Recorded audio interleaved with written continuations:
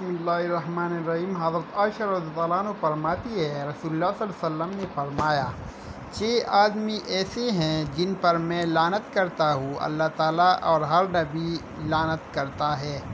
Number 1، کتاب اللہ میں زیادتی کرنے والا۔ نمبر 2، اللہ کی تقدیر کو جھٹلانے والا۔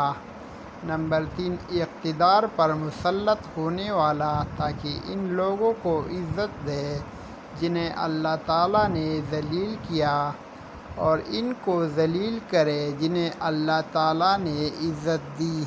نمبر 4، اللہ تعالیٰ کی حرام کردہ چیزوں کو حلال سمجھنے والا۔ نمبر 5، میری آل کا گستاخ۔ نمبر 6، میری سنت کا تارک۔ حدیث المستدرک نمبر 3941 ہے۔